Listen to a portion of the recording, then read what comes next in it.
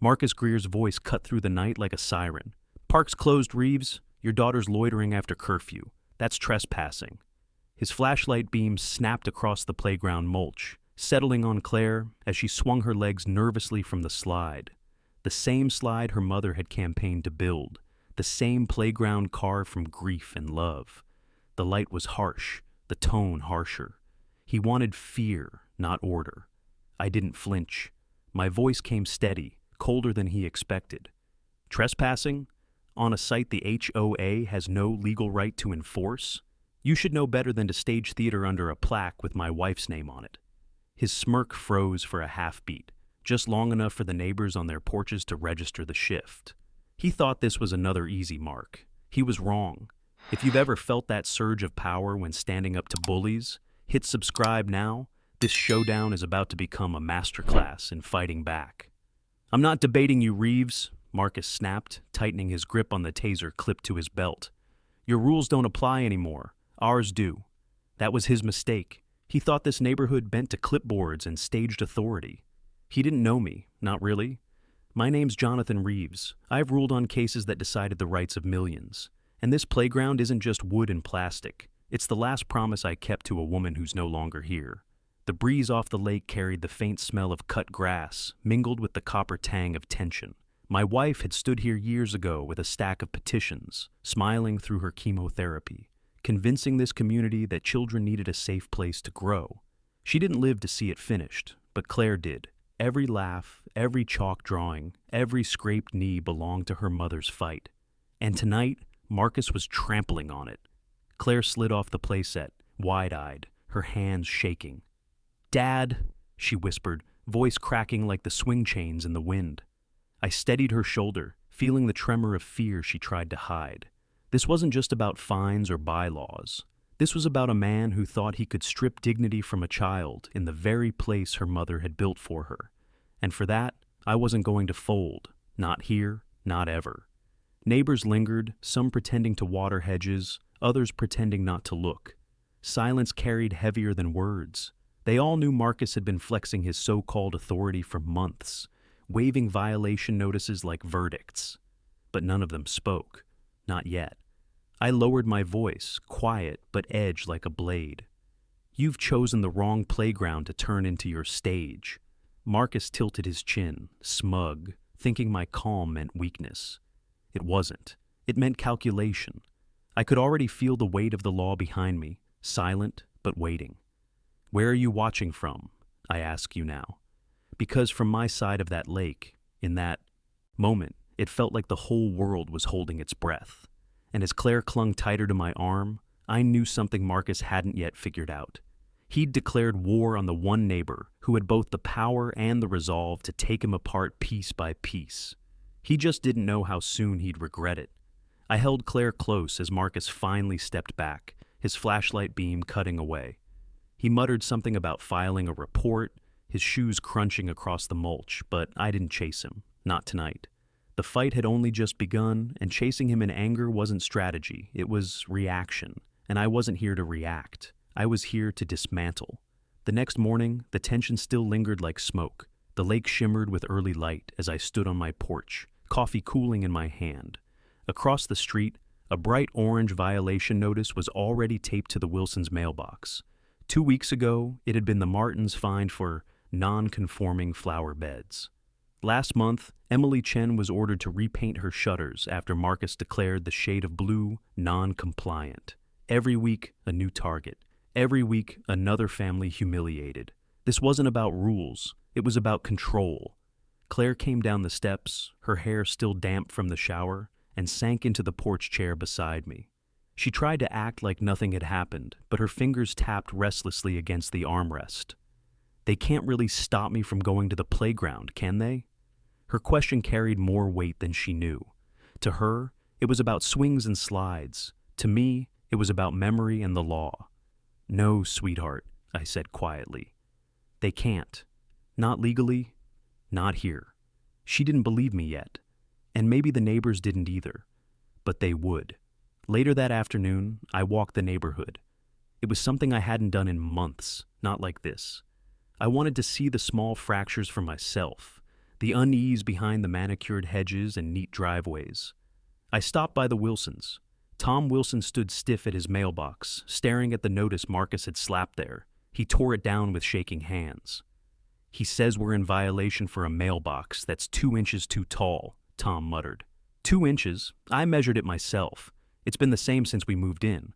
His voice cracked, the humiliation raw. His wife lingered in the doorway, arms folded, watching but not speaking. Fear carried in silence more than words. I nodded once. "They're not just after you." My tone carried enough gravity that Tom's eyes met mine. There it was, the flicker of recognition. He'd seen Marcus's smug power, too. They all had. By evening, I'd made a full loop. Driveways, porches, sidewalks. Conversations hushed at first, then grew louder when they realized I wasn't there to gossip. I was there to listen. Stories spilled out. A basketball hoop forced down. A kayak rack deemed hazardous. A grandmother fined for chalk drawings on her driveway. This wasn't isolated. It was systemic. Marcus and Patricia had turned the HOA into a machine of intimidation. Back home, I spread my notes across the dining table. Dates, names, violations. Each line wasn't just ink on paper. It was evidence of a pattern I could use. My training taught me to look not for isolated wrongs, but for threads that proved intent. And I saw it clearly. Marcus wasn't enforcing bylaws. He was creating his own regime, one humiliation at a time. Claire padded into the room, barefoot, clutching the old photo album of her mother. She set it down gently beside my notes. Her eyes didn't need to say the words. She was reminding me what this was really about. The fight wasn't for me. It wasn't even just for her. It was for every family too scared to push back. It was for the memory of the woman who built this playground so kids could laugh without fear. The neighborhood had been pushed into silence, but silence wouldn't hold forever. Pressure always breaks something, and I was ready to decide where it would break first. When I looked out the window, Marcus's truck idled 2 streets down, headlights cutting across lawns as if he owned them. He thought fear was his strongest weapon. He hadn't met mine yet. Marcus's truck finally rolled out of sight, leaving the street bathed only in porch lights and the faint glow of the lake. I closed the blinds, sat back at the dining table, and exhaled. My notes were scattered like pieces of a puzzle I hadn't quite solved yet. But I knew one thing. If Marcus was watching, Patricia wouldn't be far behind. And where Patricia moved, someone else always followed. The next morning, I walked to the HOA office. It was tucked into the corner of the clubhouse, a place meant for neighborhood potlucks and holiday events, now commandeered as a nerve center for intimidation. The smell of chlorine from the adjacent pool drifted through the air as I stepped inside. The walls were lined with framed community standards notices, stern words printed in bold, as if rules were meant to be threats rather than guides. Behind the desk sat Lila Sanchez, the HOA secretary. Her eyes flicked up when she saw me, then quickly back down to the ledger she was pretending to balance. She was younger than Patricia, mid-30s maybe, her posture tense, shoulders curved inward as if bracing for impact. "Morning," I said, my tone even. "Mr. Reeves," she murmured, shuffling papers unnecessarily. Her voice was polite, but her fingers trembled slightly against the stack. I'd seen that look before, in witnesses who knew the truth but feared the consequences. Lila was no villain. She was caught in the middle, complicit by silence, bound by signatures she didn't believe in. On the desk between us lay a fresh stack of violation reports. One bore the Wilsons' name, another Emily Chen's. And at the top, I saw it. A draft notice prepared for me. Playground misuse, curfew violation, thinly veiled retaliation. I didn't touch it, but I let my eyes linger long enough for her to notice. She bit her lip, shifting in her chair. "Lila," I said quietly, "how many of these do you sign each week?" Her throat worked as she swallowed. "As many as Marcus brings in." I leaned closer, lowering my voice so it wouldn't carry through the open office door. "And how many do you believe are legitimate?" For a moment, silence. The clock ticked overhead. Finally, her pen stopped moving. She whispered almost inaudible, "Not most of them." That was it. The crack in the dam. She knew. She'd seen the overreach, the manufactured violations, the cruelty passed off as governance, and guilt was eating her alive. She pushed her glasses up nervously, eyes darting toward the hallway. They don't follow procedure anymore. Patricia says Marcus handles enforcement, and we just process it. Her words trailed, heavy with hesitation. I didn't press further. Not yet. The last thing I needed was to spook her into silence. But I tucked the knowledge away. Lila wasn't an enemy. She was a conflicted witness standing at the edge of truth. I straightened, letting the tension ease just enough. "Thank you for your time," I said, deliberately neutral. But as I turned to leave, I caught her eyes once more. Behind the fear, there was something else. Relief. Someone had finally noticed. Outside, the lake breeze cooled my face, carrying the scent of pine and water. I paused at the playground on the walk home. The swings clinked softly in the wind, empty now, but I could still hear Claire's laughter echoing faintly. A ghost of what this place was meant to be. My wife's plaque glinted in the sunlight, her name etched forever into the steel. This wasn't just property, it was testimony. And Marcus had dragged it into the dirt. Lila's unease gnawed at me all the way home. Her struggle was proof the board wasn't unified. Pressure creates cracks, and cracks become leverage. If I pushed the right way, she could be the voice that toppled the facade. Back at the house, Claire was sprawled on the couch, earbuds in, staring at her phone. She looked up as I entered, her expression tired but questioning. "Did you find anything?" I gave her a small nod. "More than they want me to know." She didn't ask for details, and I didn't give them, not yet. But in her eyes, I saw the same quiet determination I felt. Marcus thought fear would break us. He hadn't realized it was binding us closer instead. The HOA office had shown me the pattern, Lila had shown me the fracture, and soon enough, both would show me the way in. Claire's determination lingered in my mind long after she'd gone upstairs. I spent half the night at the dining table, my notes spread wide, the house quiet except for the steady hum of the refrigerator. Patterns were emerging, but they weren't enough on their own. I needed escalation to expose Marcus, and I didn't have to wait long. By morning, a new violation notice was nailed directly to my front gate, not taped, not slipped politely into the mailbox. Nailed. The metal pinched against the iron bar, a deliberate act meant to humiliate. The red stamp across the top read, "Final warning, playground trespass." The irony made me laugh, but only for a second. This wasn't incompetence. This was escalation. I tore the notice free and walked straight down to the community pool where the board had gathered. Saturday mornings were their favorite for these displays. Neighbors out with coffee cups, children riding bikes, the perfect audience for a little show of power. Patricia Langford stood beside Marcus, her voice carrying across the water. "Compliance is non-negotiable.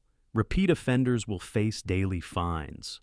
Her words echoed against the concrete, dripping with the smugness of someone who believed the gavel was already in her hand. Marcus flanked her, arms crossed, eyes scanning for weakness. I stepped forward, holding up the notice so everyone could see. "Interesting," I said, voice calm. "This curfew violation you're so proud of, it's invalid." Patricia blinked, feigning innocence. "Invalid? Jonathan, every rule is clearly outlined in our charter. Your charter requires enforcement procedures to be voted on by the community.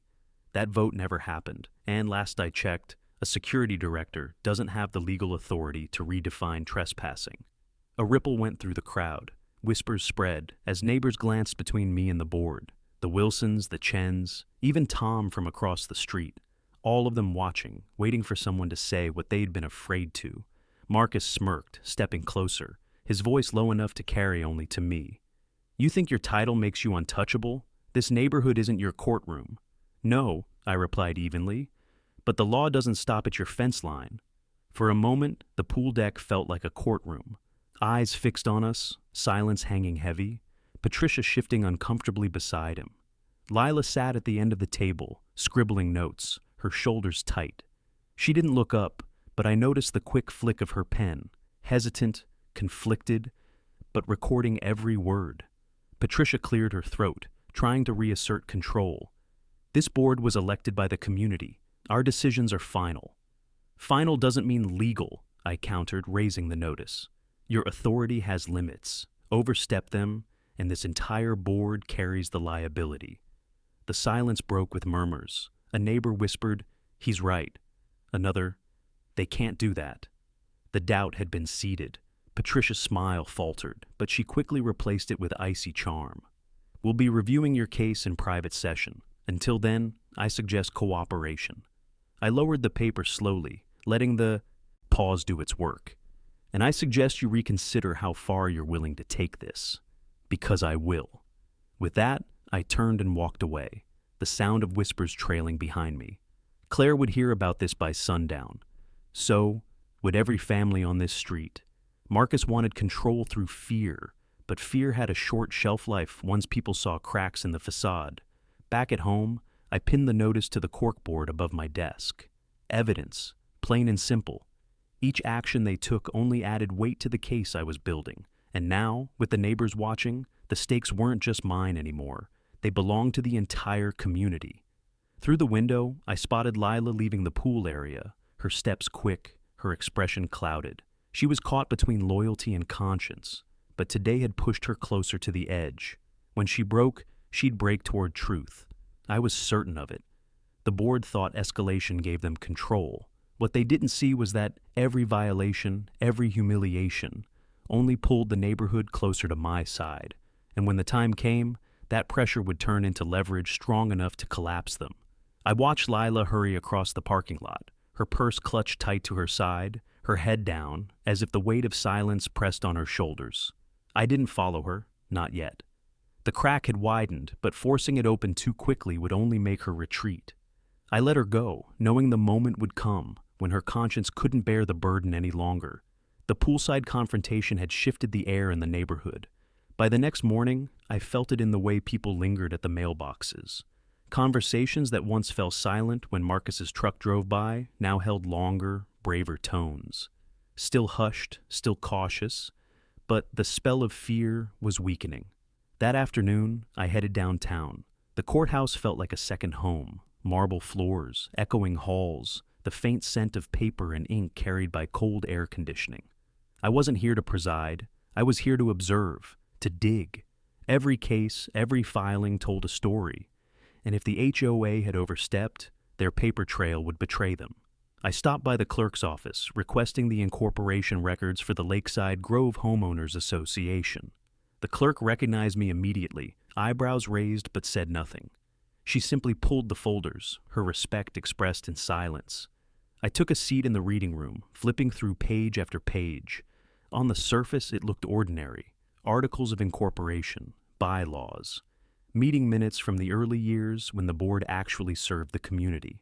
But as I traced the timeline forward, something didn't align. 3 years ago, Patricia's name appeared at the top. Shortly after, Marcus's title as security director was added.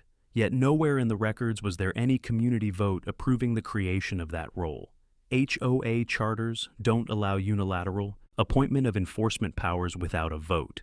That absence wasn't just a clerical gap. It was a breach of law. The more I read, the clearer it became.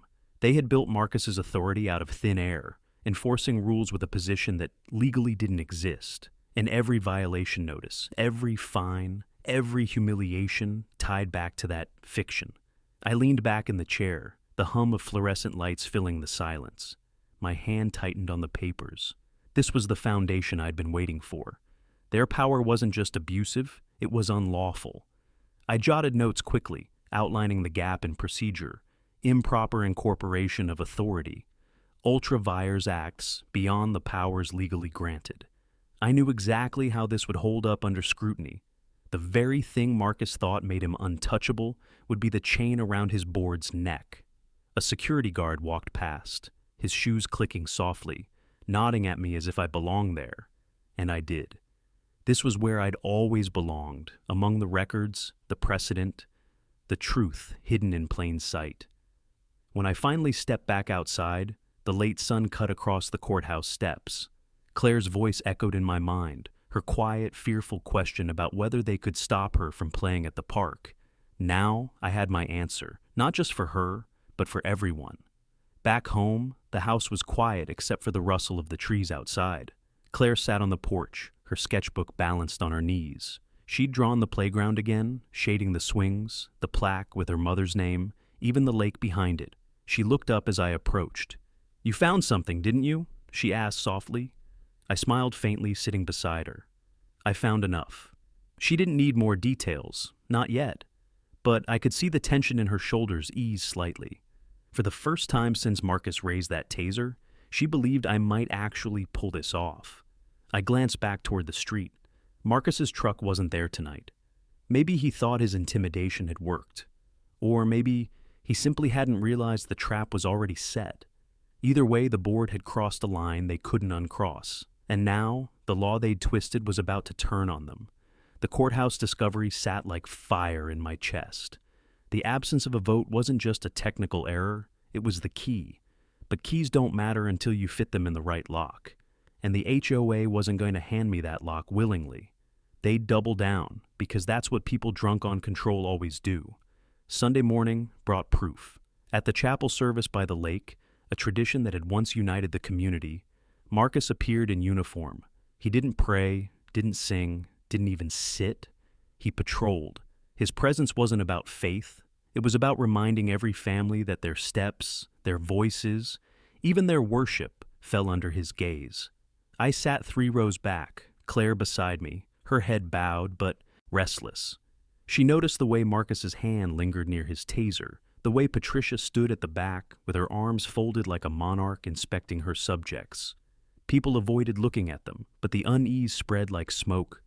After the benediction, families filed out.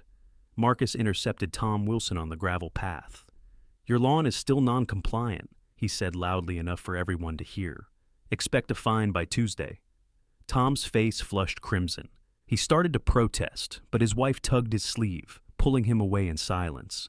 I stepped closer, my voice cutting through the murmurs. "Funny thing about fines, they have to come from a legally constituted authority, and you're not one." Marcus turned, his eyes narrowing. Patricia's gaze locked on me, sharp, warning, but I didn't waver. Neighbors slowed their steps, listening. "You're a guest in this neighborhood," Marcus said coldly. "You don't make the rules here." I took 1 step forward, letting the gravel crunch under my shoes. "I don't need to. The law already did, and you've broken it." The crowd hushed. People lingered longer than they should have, pretending to tie shoes, to settle children, to chat. But really, they were listening. And that was what mattered. Patricia broke the silence with her smooth, calculated tone. "Jonathan, perhaps you should be careful. This board operates within its rights. Questioning that only invites consequences." Her words dripped with confidence, but I caught the flicker in her expression, the faintest crack. She knew I was circling something dangerous for them. Lila emerged from the chapel doorway, clutching her notepad. She didn't speak, but her eyes darted between us, wide, uncertain. She had signed her name to their charade, but every confrontation pulled her closer to breaking. I let the tension linger, then guided Claire toward the car. She was quiet until we pulled away from the lake. "They're scared of you, Dad." I shook my head. "Not yet, but they're starting to realize they should be." Back at the house, I spread the HOA records across the table again. Improper incorporation, missing votes, unauthorized enforcement roles. Each gap was a fracture, each fracture, pressure I could use. But evidence only mattered if it could be shown in the right arena, and the chapel scene had reminded me the community itself was that arena. Marcus thought humiliation gave him power. What he didn't see was that each public display only exposed his lack of legitimacy. The law was on my side, but law alone doesn't move hearts. People do. And today, people had listened. That night, I walked down to the playground alone. The air was cool, carrying the faint scent of pine needles and lake water. The swings swayed gently, chains rattling softly like whispers in the dark. My wife's plaque gleamed under the lamplight, her name steady, unmovable. I traced the letters with my fingertips. "I'm getting closer," I murmured. It wasn't a vow, it was a promise kept in motion. Because Marcus had escalated, Patricia had shown her hand, and the neighbors were watching. That meant the game had shifted. Their power was slipping, and they didn't even know how fast. The week carried a quiet tension, the kind that clings to sidewalks and windows. Neighbors moved differently now, still cautious but slower to retreat, quicker to glance my way. Marcus's patrols hadn't stopped, but each one drew more eyes, more murmurs. Silence was cracking, and I knew the right pressure would split it open. It came from a place I least expected. On Thursday evening, as the sun dropped low over the lake, I stopped by the community library, a small cedar building tucked behind the tennis courts. It smelled of old paper and pine polish, shelves lined with board games no one borrowed and binders of outdated HOA newsletters. I wanted quiet, a place to think, but instead I found Lila Sanchez. She sat alone at a table near the back, her notepad open, pen motionless. When she saw me, she startled, then tried to hide it with a quick shuffle of papers. Her eyes carried the same weight I'd noticed in the office, the burden of someone who knew too much and had kept it locked inside. "Evening," I said, keeping my voice steady, unthreatening. She hesitated, then gave a faint nod. "Mr. Reeves." I didn't sit until she gestured to the chair across from her. Her hand trembled slightly as she pushed her glasses up. For a long moment she stared at the notepad as though it might shield her. Finally she spoke. "I shouldn't even be talking to you." "Then why are you?" I asked quietly. Her shoulders sagged, the words spilling faster now that the dam had cracked. "Because I can't keep signing off on what they're doing. It's wrong. All of it." She pushed the notepad toward me. Lines of notes filled the page, meeting dates, decisions, motions that never happened. I scanned quickly.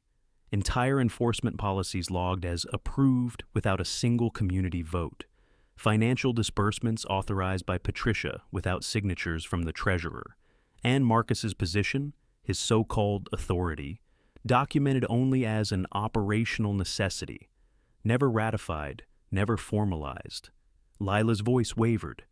Patricia told me to write minutes the way she wanted them, not the way meetings actually went. When I objected, she reminded me I was replaceable. And Marcus... She stopped, swallowing hard. "He scares people into silence. Staff, neighbors, anyone who pushes back." I leaned back, absorbing her words. The missing votes I'd found at the courthouse weren't an accident. They were deliberate omissions, covered by falsified minutes. This wasn't negligence, it was fabrication. Lila looked at me, her eyes wide, searching. "You're not just another neighbor, are you? The way you spoke at the pool, the chapel." I met her gaze.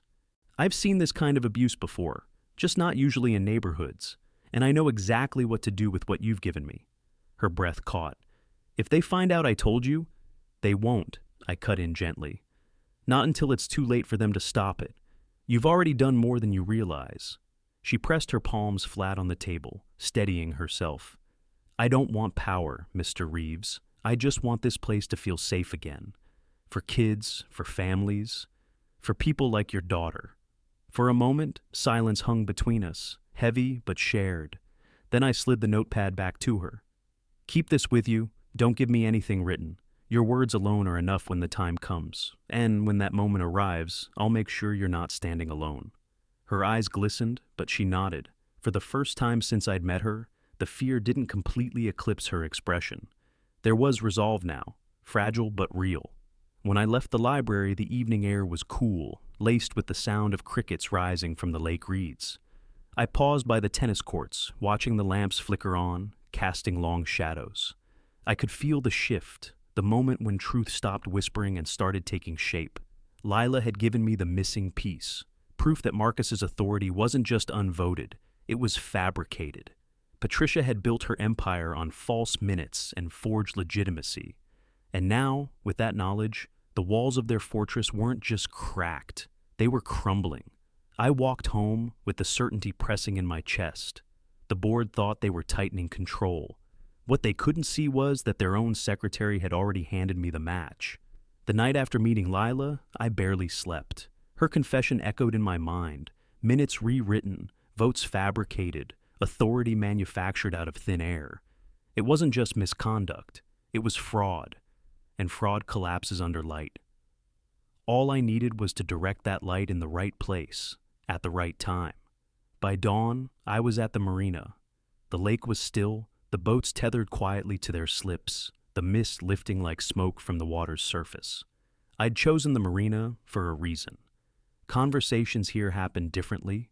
People felt freer when their words carried over open water, rather than echoing against their own walls. Tom Wilson was already there, checking the ropes on his fishing boat. He stiffened when he saw me, as if expecting another lecture about mailbox heights from Marcus. But his expression shifted when he realized it was me. "Morning," I said, stepping onto the dock. Tom grunted, tugging on a line. His silence wasn't unfriendly. It was weary. I waited until he straightened, wiping his palms on his jeans. "They can't keep doing this, Tom," I said. "The fines, the threats, the humiliation. It's not just you, it's everyone, and I can prove it." His jaw tightened. "Prove it how?" I told. Him just enough. The missing votes, the fabricated authority, the false minutes. I didn't give details that might endanger Lila, but I painted the outline clearly enough that he understood. As the words sank in, I saw something change in his face. The helplessness cracked, replaced by the faintest spark of defiance. "You're serious," he said quietly. "Dead serious. But I can't bring this down alone.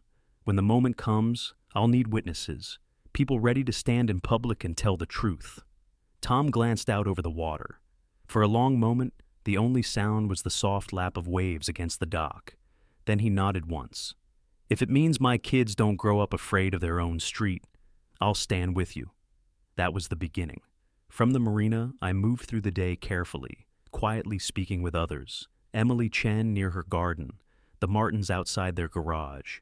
Each carried the same fear, the same resignation. But when I told them what I knew, their eyes lit the same way Tom's had. They didn't need to see every document, they just needed to hear that the monster wasn't invincible. By afternoon, I returned home with something stronger than evidence. I had allies, not many, not all, but enough to feel the balance shifting. Inside, Claire sat at the kitchen table with her homework spread wide. She looked up when I entered, catching the set of my shoulders. "You found a way, didn't you?" I smiled faintly.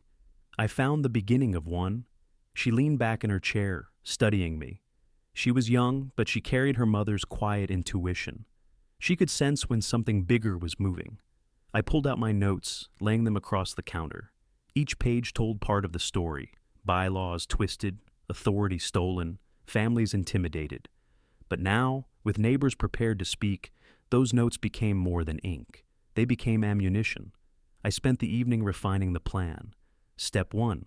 Gather testimony quietly, in confidence, ensuring no one could be intimidated into silence before the confrontation. Step 2. Prepare the legal foundation. Cite the statutes, the requirements, the gaps in procedure. Step 3. Strike at the board where they couldn't deflect, publicly, with the community as witness. The plan wasn't about yelling louder than Marcus. It was about cutting the legs out from under the stage he stood on. If his role had no legitimacy, his authority collapsed. If Patricia falsified votes, her presidency became a liability. And if the board operated outside its legal bounds, every fine, every punishment, every humiliation unraveled with them. When night fell, I walked back to the playground. The lamplight spilled across the swings, the slide, the plaque etched with my wife's name. I sat on the bench, the wood cool under my hands, and let the silence settle. This was more than law. This was legacy. My daughter deserved to laugh here without fear. My wife's memory deserved more than to be tarnished by petty tyrants. And this community deserved freedom from the shadow they had been living under. The plan was ready. All that remained was timing, and I could feel it approaching, close as the wind rolling off the lake. The plan demanded more than evidence and whispered promises. It needed structure, clear, irrefutable preparation that could withstand the inevitable storm Patricia and Marcus would unleash. That meant documentation, testimonies, and the kind of organization they couldn't twist into silence. I chose the community recreation hall for the next step. It was neutral ground, open to all residents, designed for birthday parties and holiday gatherings, not politics. The smell of varnished wood floors lingered, and the faint echo of children's laughter seemed to hang in the rafters. But tonight, the space was hushed, tables lined with papers, pens, and quiet resolve. Tom Wilson was the first to arrive, shoulders squared, but eyes cautious. Emily Chen came soon after, carrying her youngest on her hip, determination sharp in her voice even as she soothed her child. One by one, a half-dozen neighbors stepped through the doors, their nervous glances confirming what I already knew. This was the first time they'd defied the board by meeting without its blessing. I welcomed them simply, no speeches, no theatrics. This isn't about rebellion, it's about restoring what was stolen. Tom tapped the table. You really think we can take them down? I met his eyes. I don't think, I know, because their power isn't real. It only exists if we keep pretending it does. That was when I began laying it out, page by page. The incorporation records, the missing votes, the fabricated minutes Lila had revealed. I kept her name out of it, protecting her, but the weight of her information guided every word I spoke. As the neighbors leaned over the documents, their shock turned to anger. Emily clenched her jaw. So, every fine we've paid, every so-called violation, it was based on nothing? Worse than nothing, I said. It was based on fraud, which means you're not the violators. They are. Silence held for a moment, thick and heavy. Then Tom exhaled slowly. So what do we do? That question was the turning point. Not if, not maybe. What? We prepare, I answered. Testimonies, written accounts of what you've endured, dates, times, details, not gossip, facts. When the confrontation comes, they'll try to shout us down. But if we stand together with truth, they won't be able to drown us out. One by one, pens touched paper. Tom described the mailbox infraction. Emily wrote about the forced repainting of her shutters. Others added their stories. Basketball hoops dismantled, driveways fined, threats delivered in the dark. Each testimony was a nail in the coffin of the board's false authority. The sound of pens scratching filled the hall, steady and unrelenting. It reminded me of a courtroom clerk recording testimony, every stroke a step toward justice. When the last page was signed, I gathered them into a folder. The weight of it in my hands felt different, no longer scattered complaints, but organized truth. I stood, letting my voice carry. This is the preparation. This is what we'll bring to the open board session. Patricia believes her word is final. Marcus believes fear will silence you. What they don't understand is that law and truth will always outlast intimidation. The neighbors exchanged glances, their nervousness shifting into something steadier. It wasn't triumph, not yet, but it was the first spark of collective defiance. As they filed out into the night, the air outside was cool, the moonlight stretching long across the lake. I lingered behind, folding the chairs, clearing the tables, feeling the echo of what had just happened. The recreation hall had hosted birthday cakes and Christmas decorations. Tonight, it had birthed resistance. On the walk home, I passed the playground. The swings swayed gently, chains rattling like faint applause in the breeze. I stopped at the plaque again, tracing the letters of my wife's name. "We're ready," I whispered. Because readiness wasn't just about strategy, it was about resolve. And tonight, we'd forged both. The evidence was prepared. The testimonies were written. The neighbors were no longer just victims. They were participants in their own defense. Marcus and Patricia still believed they controlled the story. They didn't realize the script was already rewritten, and soon they would be forced to play the role I had prepared for them. The recreation hall meeting had given me what I needed, a foundation of truth, sharpened by testimonies no board could dismiss as a rumor. But preparation was only half the battle. Execution required timing, positioning, and one final step, placing the evidence where it would carry maximum weight. The opportunity came with the announcement of the quarterly board session. It would be held in the grand room of the clubhouse, the very heart of the community. That space had been built for dinners, dances, and summer gatherings, not for show trials. Yet Patricia had turned it into her stage, where Marcus patrolled like an armed sentinel, and neighbors shrank into silence. I arrived early, folder in hand, evidence organized with the precision of a case file. The clubhouse smelled faintly of lemon polish and stale carpet, the kind of sterile order Patricia liked to project as control. Rows of chairs stretched across the room, already filling with residents. Conversations hummed low, tense but curious. The air carried the sense that tonight would be different. Across the room, Patricia stood near the dais, pearls gleaming under the lights, her smile sharp as glass. Marcus hovered at her side, hands clasped behind his back, scanning the crowd like a warden, and at the far end of the table sat Lila, head bowed, fingers clutching her notepad. She didn't look up, but I could feel the weight of her presence. I took a seat near the front, placing the folder carefully on the chair beside me. Neighbors nodded subtly as they passed, some whispering encouragement, others offering nervous smiles.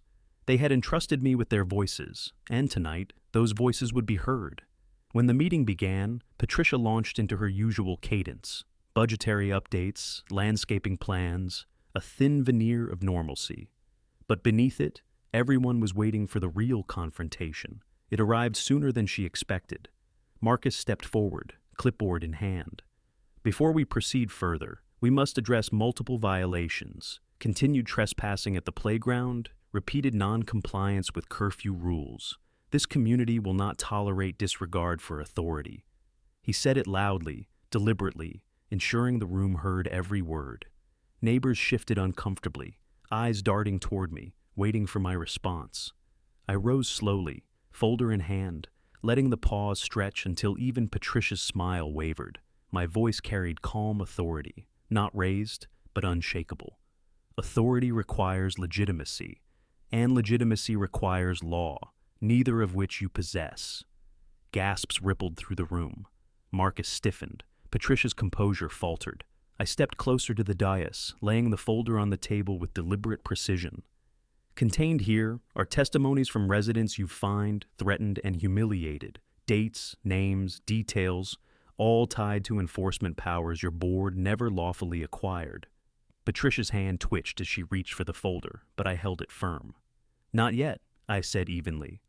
First, the community deserves to hear the truth. I turned to the crowd, my voice steady, carrying the gravity of years spent on the bench. 3 years ago, this board added a position called Security Director. No vote was held. No amendment was passed. The role does not exist under our governing documents. Every fine, every violation, every intimidation enforced by that title is void. A murmur spread through the room. Emily Chen stood, her voice shaking but strong. They made me repaint my house. I paid thousands of dollars. You're telling me it wasn't legal? It wasn't, I confirmed. And you're not alone. Tom Wilson followed, raising his hand. They fined us for our mailbox. We measured. It was never wrong. Voices layered, one after another, each neighbor emboldened by the last. The hall that once echoed with silence now rang with defiance. Patricia tried to interject, her voice sharp. These accusations are baseless. No, I cut in firmly. They're documented, and they'll hold up in court if necessary. You fabricated minutes, ignored procedure, and granted powers this community never authorized. That isn't governance, that's fraud. The word hung in the air like a hammer blow. Lila's pen clattered softly against the table. She didn't speak, but her silence was louder than any denial. I let the uproar swell, then quieted. You've run this community by fear. That ends tonight. The law is clear, and so is the will of the people you claim to serve. Your time of unchecked power is over. The board stage had become their courtroom, and the verdict was already forming in the eyes of every neighbor present. The trap was set.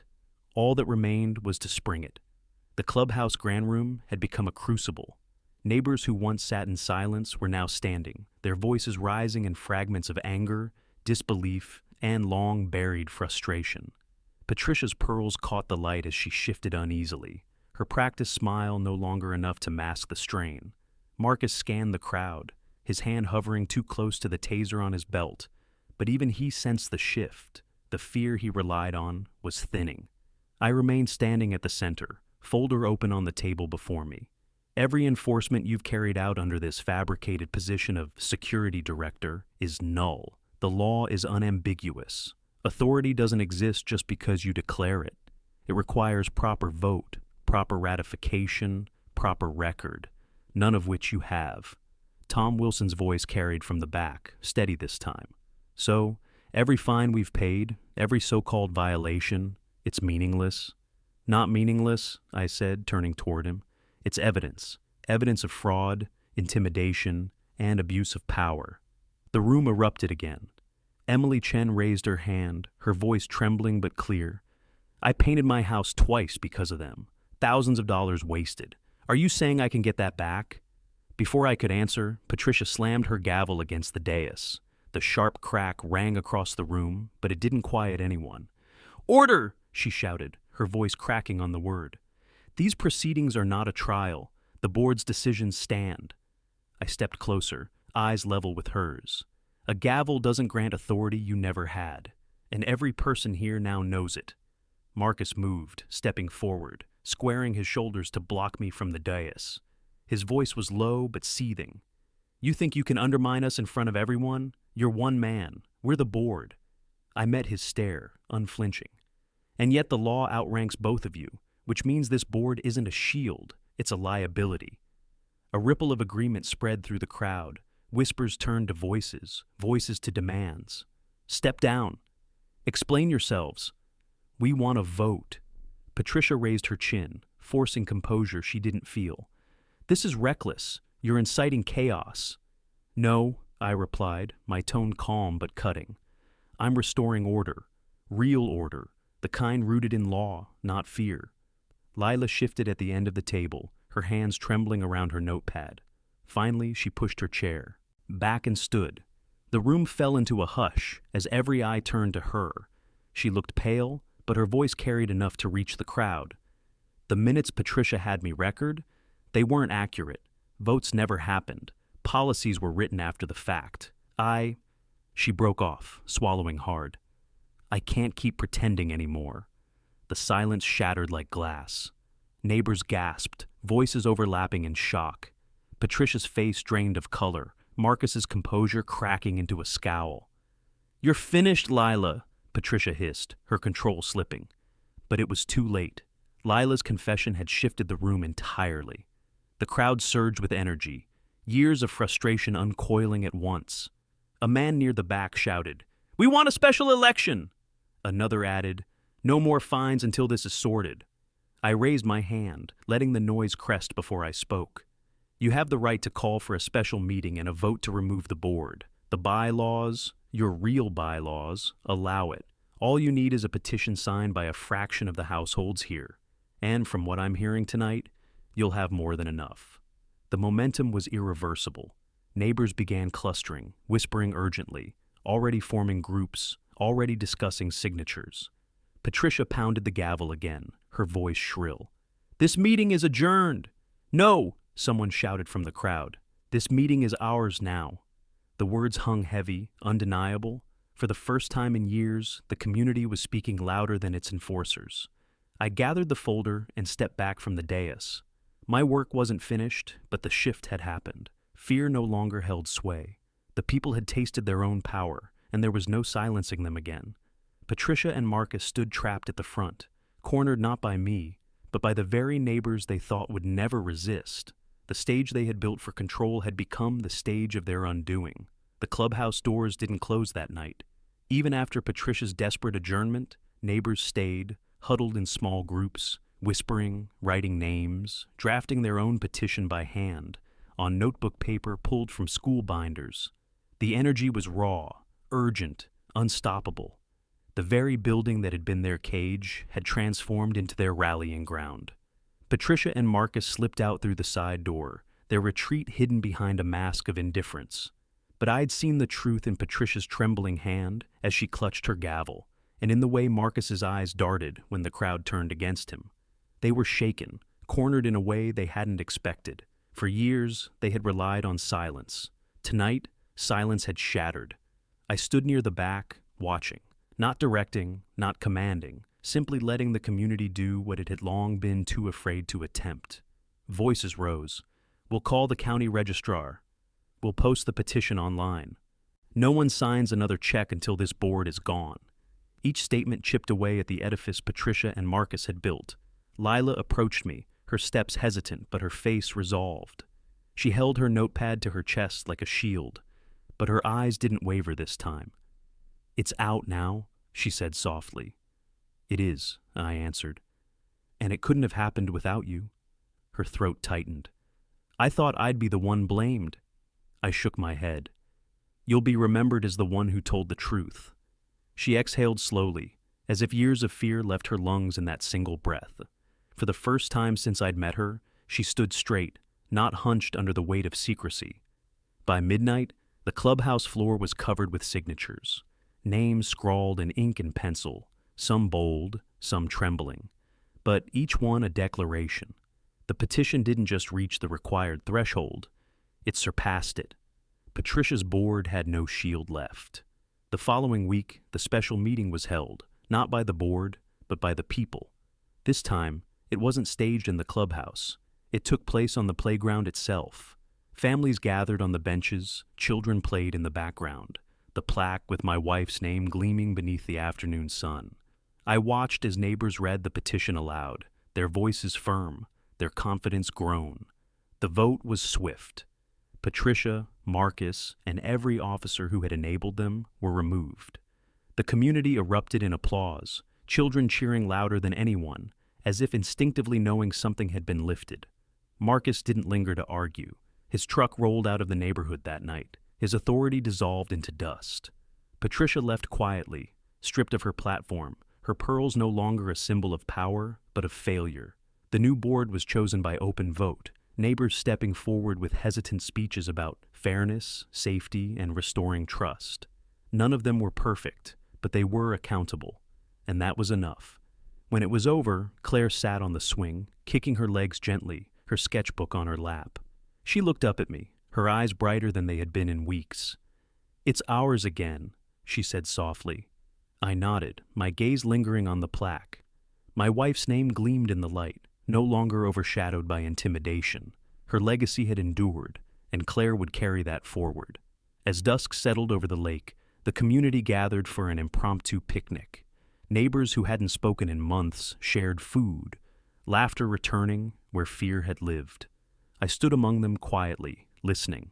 It wasn't about me, it was about them reclaiming their home. But when Tom Wilson raised his glass and said, "To Jonathan Reeves, for reminding us the law belongs to us, not to tyrants," the crowd echoed with applause. I accepted it not as praise, but as proof. Proof that one voice, steady and unafraid, could awaken many. The fight had never been about a playground alone. It had been about dignity, safety, memory. And tonight, we had reclaimed all three. If you want more stories of homeowners standing up to HOA tyranny, hit subscribe right now, share your story in the comments, and let me know where you're watching from.